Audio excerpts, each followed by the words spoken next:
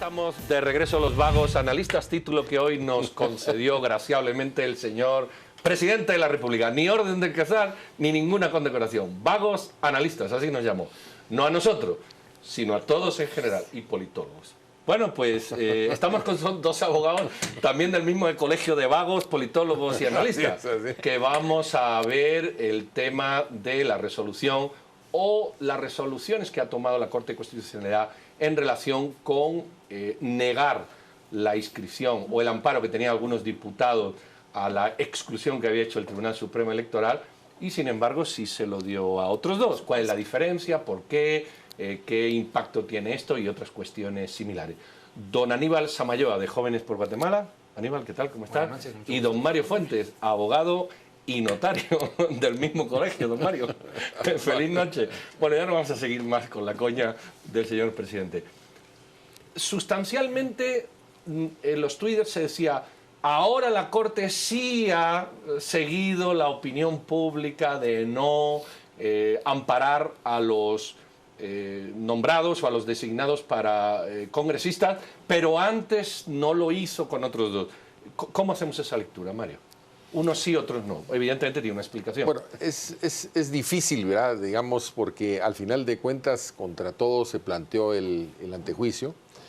Tal vez el análisis que hará la Corte de Constitucionalidad será que en estos 4 casos existen, digamos, como indicios racionales de criminalidad mucho más sólidos, mucho más contundentes que en los otros 2 casos. Y en los otros 2 casos, pues, que los declaró, prácticamente confirmó lo que la misma Corte Suprema de Justicia había declarado. Yo es lo único que puedo sacar en limpio de estas decisiones de la Corte de Constitucionalidad. Ahora, esto es como consecuencia también de las mismas decisiones que tomó el Tribunal Supremo Electoral en su momento. Yo creo que aquí sí hubo un problema de oportunidad. Yo creo que el Tribunal Supremo Electoral debió haber tomado la decisión de no inscribirlos o cancelar sus inscripciones antes de las elecciones. Yo creo que al producirse el proceso electoral, pues ha sido un poco más traumático, ¿verdad? Ha sido, digamos, de alguna manera... Quitar lo concedido, vamos a decirlo así. Sí, pero de alguna manera ya hay un voto, digamos, popular. Mario, ya hay un sufragio. Ahí yo quisiera que hiciéramos un poco de recuento en la historia, usted que tiene tanta experiencia. ¿Es esta la primera vez que vemos a una Corte que no permite a los diputados electos asumir o ha existido en alguna otra ocasión una situación similar? ¿Y qué impacto tiene esto para Guatemala? Digamos, cuando se ha producido, por ejemplo, anulaciones de elecciones, por ejemplo, en el caso no de diputados, pero por ejemplo de autoridades municipales, digamos que se han anulado, digamos, los resultados del proceso electoral, pues incluso se han repetido las elecciones, ¿verdad? Incluso por instrucción de la misma Corte de Constitucionalidad. Ahora, en el caso de diputados, ¿verdad? Creo que hubo un caso en esta legislatura en que sí se tuvo que, incluso el diputado paró tomando posesión. Como 3 años después. Como 3 años después, ¿verdad? Entonces eso tal vez es el... Pero digamos en el caso propiamente ante juicios, como que este es el primer caso que se da, ¿verdad? Y consecuentemente pues está sentando un precedente en el tema de que no pueda asumir un diputado electo. No, porque la sentencia dice porque los consideran no idóneos. Explíquenos un poquito qué significa ese concepto no idóneos. Idóneo significa básicamente que sea pertinente, adecuado, digamos, al cargo, o sea, que sea que se ajuste verdaderamente al cargo que va a desempeñar. Y entonces, como los diputados, la Constitución claramente dice que son dignatarios de la nación, pues entonces si no ostentan verdaderamente esa honorabilidad, esa dignidad que requiere el cargo de diputado, entonces eso los hace pues que no puedan ser elegibles en un momento dado, ¿verdad? Que eso así debió haber ocurrido, y en este caso, pues que aunque hayan sido electos, no puedan optar al cargo. Como lo fue el caso de Alfonso Portillo, cuando le negó el Tribunal Supremo Electoral. Así es, que ese era, digamos, un momento idóneo para hacerlo, ¿verdad? Utilizando la misma palabra, un momento, digamos, oportuno para que el Tribunal Supremo Electoral los descalificara de la carrera. Aníbal, somos una sociedad que percibe la justicia como quiere, a veces ni leemos la sentencia, y quiere que así sea. ¿Cuál es el mensaje, tú que estás en Jóvenes por Guatemala, de cambiar esto? Porque lo que no podemos, y el caso de la entrevista anterior, ¿verdad?, la toma de justicia por mano propia en Sololá, es un ejemplo de ello. No podemos querer que la justicia funcione como queremos que funcione, cuando además ni sabemos cómo funciona, porque somos un país que leemos 4 papeles y medio. ¿Cómo cambiar eso desde la juventud? Bueno, en realidad, y siempre hago pues énfasis en el tema, empecemos a leer la Constitución. Si no sabemos derechos, ¿qué exigimos? ¿O qué estamos pretendiendo que se le aplique a otra persona? Y lo pongo en el caso muy sencillo de las renuncias que hubieron el año pasado. Se plantean renuncias y entonces van pues el binomio presidencial al banquillo de justicia, y ya queremos hacer justicia por nuestra propia mano.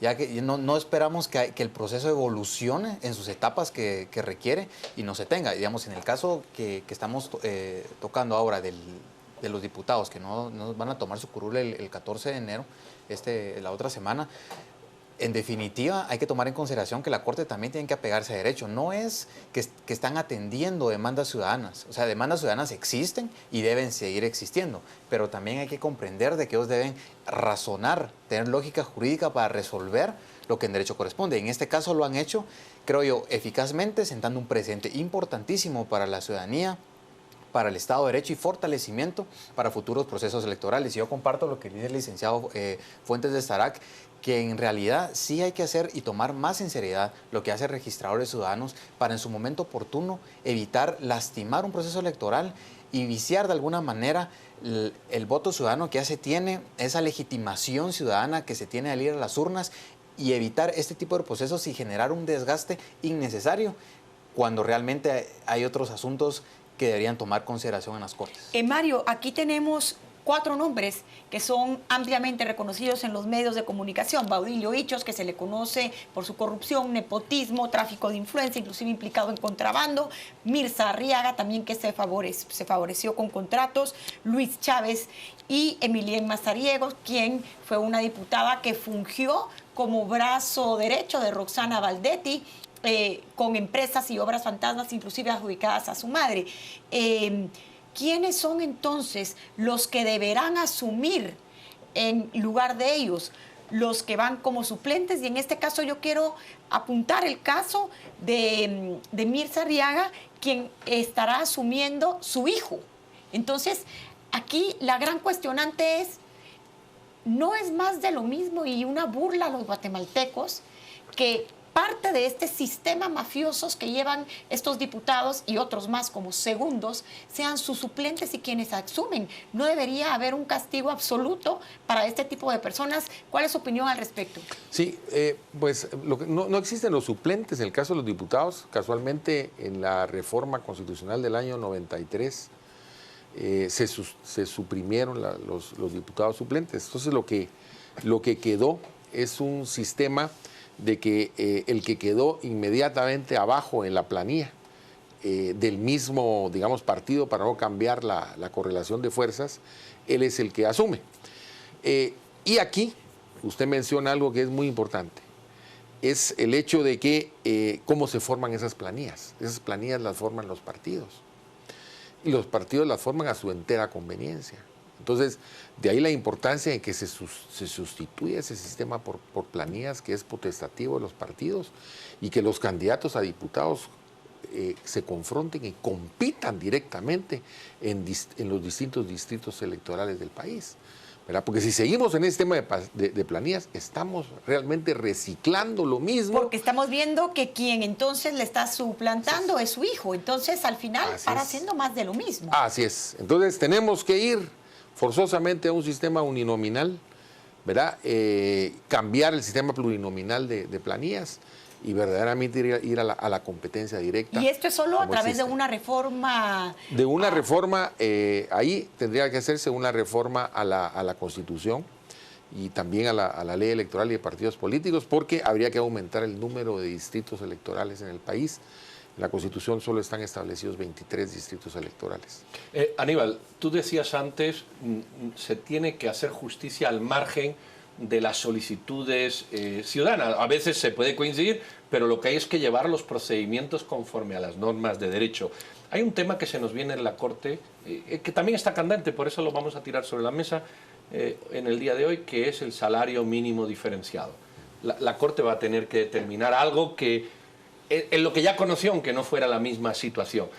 Y ya hay grupos de interés que están manifestándose contundentemente a que eso hay que sacarlo, y parece que la ley es que hay que sacarlo antes de que la propia Corte se pronuncie.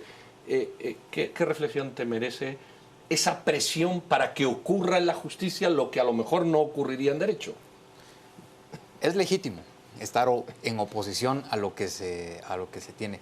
Yo creo que hay que esperar la resolución que se tiene. Inclusive hoy el Procurador de los Derechos Humanos también acciona como una inconstitucionalidad que se realiza este salario pues diferenciado que el presidente hace. Pero yo lo que quiero plantear no es una idea mala, solo un poco mal desarrollada tal vez. Necesitaba un poco más de evolución para que fungiera en temas de provocar y estimular económicamente lo que se pretende. Sin embargo, sí hay que considerar las propuestas ciudadanas y respetarlas muchísimo, pero sí todos tenemos que entender, estando a favor o estando en contra, que hay que afijarse conforme a derecho eso. Y tal vez yo sí lo quiero decir en son de broma, pero es una realidad. No hay que ser como los diputados. Hay que apegarse a la ley cuando conviene y hay que interpretar extensiva y abruptamente cuando en otros momentos conviene, sino de verdad tener una integración del derecho para resolver a favor de la estimulación económica dentro del país, para que esos salarios diferenciados, en verdad, si es que se van a quedar, funcionen en la medida que tienen y la nueva cartera del Ministerio de Economía empezar a impulsar las mejoras que puede tener este tipo de iniciativas. Al respecto, don Mario, ya tenemos 3 salarios diferenciados, ¿no? El agrícola, el no agrícola y el de maquila, y nadie ha dicho nada, y de pronto por este salta todo, cuando el otro también es un salario diferenciado. Bueno, ¿quieres comentar algo sobre este tema? Sí, indudablemente. Yo creo que en ese tema de la Corte de Constitucionalidad va a tener un problema, porque los nuevos acuerdos que emite el gobierno están calcados o están basados fundamentalmente en lo que la misma Corte de Constitucionalidad dijo, que es el mínimo vital. Así es. Y entonces entiendo que el gobierno hizo estudios serios. El presidente lo ha dicho, yo hice un cálculo matemático de dividir entre 2 y subirlo un poquito. Bueno, pero parece que hicieron estudios bastante serios en los distintos municipios. Sí. No es una cosa totalmente como diciendo, bueno, aquí nos estamos burlando de que lo que la Corte de Constitucionalidad dijo. No, están realmente tratando de adecuarse a lo que la Corte de Constitucionalidad hizo. Y consecuentemente, pues ahora la Corte de Constitucionalidad la tiene complicada, porque tendrá que hacer una evaluación de esos estudios que hizo el presidente, y habría que ver en qué se fundamenta, ¿verdad?, la impugnación que presentó. ¿Ustedes se creen que la Corte se pudo extralimitar al decir, bueno, sería correcto si fuese el doble o si con 2 salarios se cubriese? ¿Es eso una reflexión jurídica marginal o exabrupta de una resolución judicial? No sé ustedes como juristas si creen que eso encaja ahí o yo lo saco de contexto. Yo creo que la Corte de Constitucionalidad ahí se metió precisamente. Se debió de haber quedado callada. Se metió a Honduras, ¿verdad?, como lo ha hecho en otras resoluciones recientes. Ahorita, por ejemplo, la tasa de alumbrado público dijo que sí, esa era una tasa, sí, pero que como era de beneficio público, entonces que sí se tenía que quedar. Pero se mete a hacer una serie de extrapolaciones que ahora tienen un camote, ¿verdad? Porque el gobierno de alguna manera cumplió con lo que la Corte de Constitucionalidad le dijo. Ahora, Mario, en ese tema, y siguiendo con lo de Pedro, yo quisiera preguntarle, ¿es válido y es legítimo que, por ejemplo, venga Bruno Ory de Naciones Unidas a dar comentarios como los que dio el día de hoy, haciendo calificativos sobre que le parece nefasto, por ejemplo, estas medidas que se están adoptando, esta intervención a la soberanía? ¿Ese tipo de presión es válida que siga ocurriendo en Guatemala? Yo creo que no. Definitivamente ese es un asunto interno de los guatemaltecos que se va a dilucidar en las Cortes. En todo caso, pues si hubiera habido necesidad de un pronunciamiento, tal vez habría sido la OIT, ¿verdad?, en una pero después de hacer un estudio minucioso de los acuerdos. Yo creo que en este caso el señor Brunori no hizo un estudio, digamos, a fondo de los nuevos acuerdos, ni del fallo de la Corte de Constitucionalidad. Consecuentemente, yo creo que no le toca a él hacer una evaluación, sino que le toca a la Corte de Constitucionalidad y eso es lo correcto. Hay una cosa curiosa además, el señor Brunori es italiano, donde en Italia no hay salario mínimo, desde uno de los 10 países en el mundo que no tiene. Terrible. Bueno, pero cobra por eso, que siempre es un aliciente. Aunque hay que tomar en consideración ahí que tampoco es de satanizar el tema de una vez. Tal vez sí tomar en consideración que no hay que perder la cordura cuando se habla en público, pero tampoco satanizar el tema. Lo que sí, y hay que hacer un llamado muy consciente a la ciudadanía que todos tenemos que aportar en el proceso de mejoramiento al sistema. Yo estoy consciente que en Guatemala no solo los 14 futuros ministros son los tocados intelectualmente, así lo queremos ver, sino todos de alguna manera podemos contribuir a la mejora. Si eso vemos que no está funcionando, pues podemos empezar a plantear un poco de mejoras al sistema y que la Corte de Constitucionalidad también apoyarlo en el tema de análisis jurídico. No nos queda mucho tiempo, Aníbal, pero desde la plataforma de jóvenes, que es en la que tú estás, estos cambios, esta dinámica de cambio que incluso en el tema judicial hemos visto, decisiones judiciales, ¿verdad?, que no se hubieran imaginado años atrás. Esto para el nuevo gobierno y para la dinámica social que se traía de cambio, ¿tú ves que es un motor? ¿Tú ves que es un valladar donde se puede estrellar el nuevo gobierno por fiscalizar tanto? Es decir, a veces queremos fiscalizar tanto. ¿Cómo ves todo esto que ha ocurrido con diputados, con la Corte, con Sololá, los acontecimientos de los últimos días? Bueno, eso depende cómo Jimmy Morales y su nueva cartera aprendan a manejar la situación.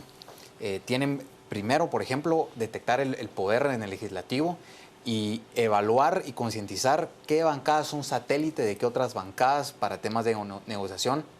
Y así sabemos ante qué cosas nos estamos enfrentando, tomando en cuenta que el legislativo es un poder literalmente non plus ultra en Guatemala, que puedo poner el ejemplo, digamos, de Venezuela, que se dieron cuenta que el Congreso tenía poder hasta que quitaron las elecciones presidenciales. Entonces, hasta aquí nos damos cuenta y hay que tomar en consideración que el legislativo hoy tiene ese mismo poder y yo creo que ahí tendría que empezar Jimmy Morales, empezar a evaluar cuál es su forma de gestión que podrían tener ellos para, por lo menos, tener un norte en el asunto. Muy bien, don Mario, don Aníbal, muchísimas gracias. Aquí han visto ustedes. La conclusión yo creo que es que hay que ser paciente. El derecho está para seguirlo, para entenderlo, para interpretarlo en las ocasiones, pero para eso hay leguleyos que lo hacen y los demás, pues leer las sentencias, estar enterado y hacer reclamos sociales, pero apegados precisamente al marco legal vigente, y si no, hay que cambiarlo. Entonces, no comamos ansias, también se dice por aquí. Sí. Por supuesto. Pues entonces no comamos ansias, doña Silvia. Y a esperar, Pedro, creo que hay un nuevo reto para el presidente, que será el 14 ya formalmente nombrado. El tema de justicia es un pendiente y luego el tema de la fiscalización ciudadana, la transparencia y el tema de conservar el Estado de Derecho, como decía Mario Fuentes, es imprescindible, no saltarnos a estos procesos legales. Muy bien, pues señor Morales, ya sabe usted lo que le queda y en la que se ha metido, así que Mucha todo el suerte. apoyo ciudadano para que le sonrían los 4 años, porque nos sonreirán a todos. Y sin más, estos vagos analistas se retiran. Nos retiran, vamos a Nos dormir a las despedimos 10 de los de la invitados y nos vamos a descansar, señor presidente. Qué merecido nos lo tenemos, aunque usted no lo crea. Nos vamos a deportes. Feliz noche a todos los televidentes y hasta el próximo martes nosotros y hasta mañana con otros compañeros. Tengan buena noche.